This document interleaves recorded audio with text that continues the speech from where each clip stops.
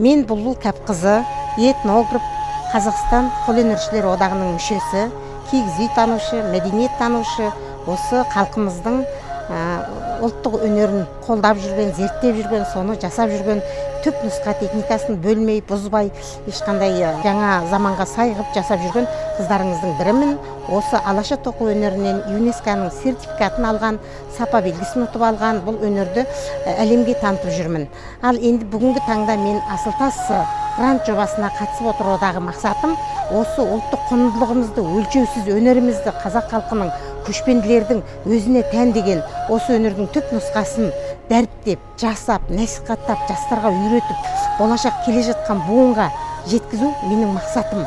Сондықтан бүгінгі таңда біз кигіз басу, алаша тоқу, сырмақ тігу, кілем тоқу, түкті кілем, тақыр кілем, соның ішінде, алашаның ішінде де ақ басқұр, қызыл басқұр, қажар теру, кежім теру, қара теру сияқты көптеген түрлерін осы жастарға насихаттап жатырмыз.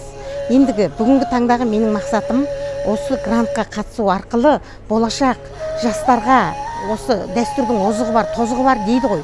Сол дәстүрдің озығымен алып, осы ескі техникамен жаңа киімнің үлгілерін шығару.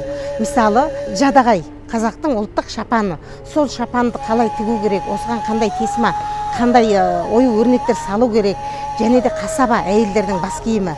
Кимешектен басқа, мен өзім мұнда киіп тұрғандай, және де мен міне өзім киіп тұрғандай белдемше, бұл да бір әйелдердің ерекше киімдерінің бірі. Осы киім үлгілерін халыққа мен паш еткім келеді. Бұл жерде ерте кездегі сол аналарымыздың, бабаларымыздың киген киімінің үлгісін айнытпай, және де оған ұлттық бір нақыштың үлгілерін сап, міне мынандай таспа терме түрлерімен тоқып, осындай үлгілер салып, жаңадан қандай бір енді адамдарға қызығушылық болатындай етіп жасағым келеді.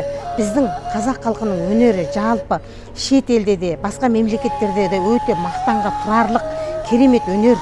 Жақында мен мысалы өзім түрік мемлекетіне осы қолөнердің фестивалына барып келдім. Онда 38 мемлекеттен адамдар келді.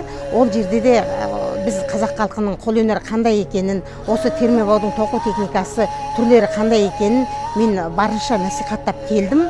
Енді ары қарай осы өнерді дамытып, жетілдіріп, жастарға үйретіп, Ақтөбеде және де Атырауда, Алматы қаласында, Астана қаласында үйірмелер ашып, жастарға үйретуді мақсат етіп отырмыз.